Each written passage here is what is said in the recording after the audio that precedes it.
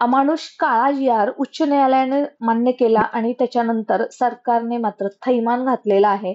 मग ते कंत्राटी शिक्षक भरती पद्धतीचं असेल, समूह शाळा पद्धतीचं असेल आणि शिक्षकांच्या डोक्यावर अतिरेक्तीची टांगती तलवार लटकत असतानाच भावी शिक्षक जे शिक्षक भरतीची वाट पाहत आहेत त्यांना मात्र आता दिवसा डोळ्यापुढे चांदणं दिसू लागलेलं आहे. कारण खरंच बोलती आता बंद झालेली आहे. कारण दिवसेंदिवस असे जी-आर येतात आहे की जेणेकरून डोकंच बंद पडतंय. तर या संदर्भातली नुकतीच एक न्यूज सुद्धा तुम्ही या समाज माध्यमाच्या माध्यमातून पाहिली असेल की 18,000 कंत्राटी शिक्षकांची भरती होणार आहे.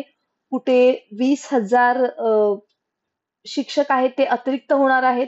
कुठे अशी परिस्थिती आहे की त्याच्यामध्ये तर याच्या पाठीमागचा जे गोंधळ आहे तो कशासाठी चालू आहे आणि ज्या संघटना आहेत त्यांनी कोणता पवित्रा घेतलेला आहे ते सुद्धा आपण पाहूयात. पहिल्यांदा सध्या गोंधळ काय आहे हे तुम्ही थोडंसं लक्षात जाणून घ्या आणि अशाच ऑथेंटिक माहितीसाठी मित्रांनो स्टे कनेक्टेड. कारण आपल्याला शिक्षक व्हायचंय याच एका विश्वासाने तुम्ही या आपल्या फॅमिलीशी जोडलेला आहात आणि तुम्ही व्हाल याच्यासाठी आपण याच्याकडे चौकस बुद्धीने पाहणं गरजेचं आहे. टेन्शन घेऊन प्रश्न सुटणार नाहीत.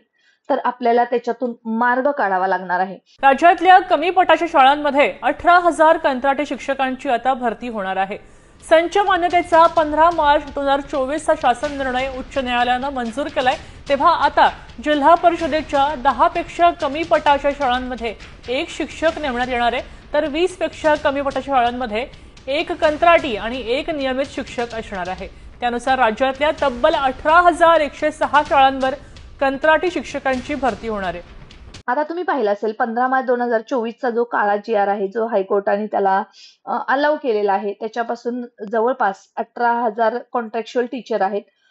तिथं जे लो स्टुडंट एनरोलमेंट आहे कमी आहेत विद्यार्थी पटसंख्या तिथं मात्र त्यांची नियुक्ती केली जाणार आहे. सध्या पोस्ट किती भरल्या जाणार आहे तर 18,106 आणि स्कूल टाईप कुठला आहे तर झेडपीच्या शाळा आहेत जिथं कमी पटसंख्या आहेत.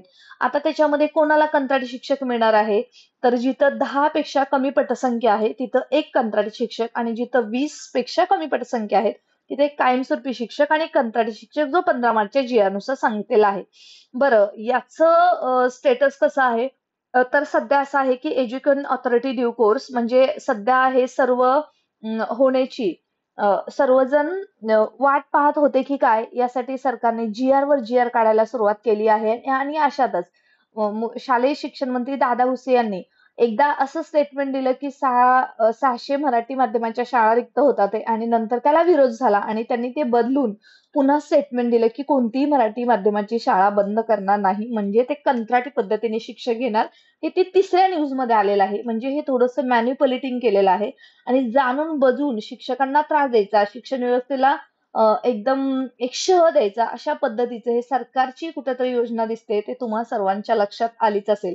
सोबतच बोगस शाळा तर याच्यामध्ये रोज शिक्षण संचालक उपसंचालक शिक्षण हे सगळे त्याच्यामध्ये दररोजच अडकले जात असताना मात्र हे चालू आहे काय आणि सरकारचं डोकं ठिकाणावर आहे का. आरटीआय ऍक्ट नुसार एनईपी नुसार जे प्राथमिक शाळेतील जो विद्यार्थी आहे त्याची 1.5 ते 2 किलोमीटरच्या आसपासमध्ये शाळा असावी. माध्यमिक जो शाळेतील विद्यार्थी शिकणार आहे राईट टू एज्युकेशन बालकाचा जो हक्क आहे त्याच्यानुसार 2.5 ते 3 किलोमीटरच्या परिसरामध्ये शाळा असावी. ह्या सर्वांना तिलांजली दिली जाते का तर मित्रांनो सध्या दिली जात नाही पण येणाऱ्या काळामध्ये दिली जाणार आहे आणि म्हणूनच ते कंत्राटी पद्धतीने शिक्षक भरवण्याचा त्यांचा हा विचार आहे. तुम्ही या चॅनलच्या माध्यमातून याच्या अगोदर सुद्धा एक व्हिडिओ टाकला होता त्याच्यामध्ये परीक्षा परिषदेने सवाल केला होता की 18,000 शिक्षक कधी भरणार आहात आणि त्या आता 18,000 शिक्षकाच्या उत्तराला दिलेलं आहे ते म्हणजे शिक्षण विभागाने ते म्हणजे आम्ही कंत्राटी पद्धतीने भरणार आहोत. आणि सोबतच 20,000 ज्या शाळा आहेत जिथे अजून शिक्षक नाही त्याचं काय तर अशा पद्धतीने त्यांनी सावळा गोंधळ पूर्णतः सुरू केलेला आहे. परंतु मित्रांनो सध्या मात्र जे शासन करेल तसंच होईल का तर मित्रांनो हे लक्षात घ्या. सध्या मात्र बऱ्याच अशा संघटना आहेत त्या एकत्रित येऊन 15 मार्च 2024 जी-आरचं इम्प्लिमेंटेशन करण्यात येऊ नये अशी सुद्धा मागणी करत होते. कारण अतिरिक्त ऑलरेडी डोकं फिरलेलं आहे. मग उमेदवारांची परीक्षाच घेतली कशाला. मग हे परीक्षा तर घेत नाहीत ना. खूप म्हणजे संदिग्ध आहे. सध्या इतकं गढूळ वातावरण आहे शिक्षक भरतीसाठी शिक्षक जे आज पाहणाऱ्या उमेदवारांचं आहे त्यामुळे सध्या फक्त तुम्ही वेट अँड वॉचची भूमिका घ्यायची आहे. कारण संघटना ज्या ऑलरेडी वर्षानुवर्ष काम करतात आहे, ज्या इन सर्व्हिस टीचरसाठी काम करतात, त्या मात्र आता मैदानात उतरत आहेत. ते म्हणजे 5 नोव्हेंबरला. त्याच्यामध्ये काही वेगवेगळ्या मागण्या आहेतच आणि सोबतच झेडपी आहे रत्नागिरी, त्यांनी मात्र यानुसार संच मान्यता करण्याला पूर्णतः बहिष्कार टाकलेला आहे. मित्रांनो, हे आपण करू शकतो जर करता आलं तर. या पद्धतीने संच मान्यता करून पदं दाखवायची नाहीत, परंतु तरी सुद्धा समायोजन करा आणि जर त्यांचं केलं नाही तर त्यांचा पगारही वाढणार नाही, अशाही पद्धतीचे पत्रक येतात आहे. थोडक्यात लक्षात येते का?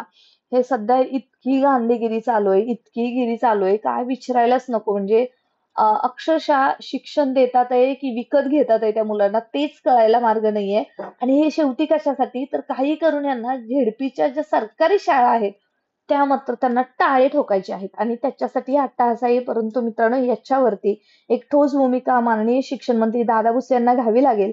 याच्या अगोदरचे माजी शिक्षण मंत्री केसरकर होते, ते नेहमी वेगवेगळ्या संघटनांच्या पदाधिकाऱ्यांसोबत मीटिंग लावायचे, त्यांचे मतं जाणून घ्यायचे. भले ते थोडेसे अरोगंट जरी त्यांची लँग्वेज होती तरी ते रिझल्ट ओरिएंटेड होते आणि त्यांच्या काळामध्ये मोठ्या पदांची भरती सुद्धा झालेली आहे. आता मात्र जे माध्यमिकचे टीचर आहेत, प्राथमिकचे टीचर आहेत, त्यांना तर असं की आता काहीच कळेना असं झालंय, डोकंच बदल झालं. कारण मात्र ह्यांनी आता अशा पद्धतीचं दररोज वेगवेगळे GR काढून फक्त वातावरण खराब करण्याचं काम केलेलं आहे. तर मित्रांनो, तुम्हाला काय वाटतं याच्या संदर्भात ते सुद्धा नक्की लिहा आणि याला नक्कीच विरोध व्हायला हवा. आणि आय नो की विरोध होईलच, कारण सध्या कसं आहे, जे चुकीचं आहे त्याला जर आता विरोध केला नाही तर मात्र अवघड होणार आहे. ज्या संघटना वर्षानुवर्ष याच्यामध्ये काम करत आहेत आणि ज्यांनी सध्या 5 नोव्हेंबरला बहिष्कार पुकारलेला आहे त्यांना मात्र आपण साथ द्यायला हरकत नाही आहे. परंतु सध्या तुम्ही कोणत्याही डिसिजनवरती येऊ नका, कोणालाही पैसे देऊ नका आणि कुठेही स्वतःचा वेळ वाया घालू नका. सध्या हे गढूळ झालेलं वातावरण थोड्या दिवसातच निवळेल आणि निवळण्यासाठी आपणही आपल्या शिवयुनिटी फाउंडेशनच्या माध्यमातून प्रयत्न करू. तुमचे साथ सोबत नक्कीच असेल. पोर्टल रजिस्ट्रेशन काही करून आता सुरू झालं पाहिजे, हेच आपलं मेन टार्गेट आहे. आता कंत्राटी काढा, कंत्राटी घाला हा विषय नाही आहे आणि त्याच्यानुसार आपल्याला करायचं आहे आणि आपण ते करूनच दाखवू. तुम्हाला काय वाटतं हे मात्र लिहायला विसरू नका कमेंट सेक्शनमध्ये. आणि अशाच ऑथेंटिक माहितीसाठी मित्रांनो स्टे कनेक्टेड. वेळ जरी वाईट असली तरी एक दिवस आपली वेळ येईलच, कारण वेळ कुणाची वाट पाहत नाही. मित्रांनो, जय हिंद, जय भारत, जय संविधान.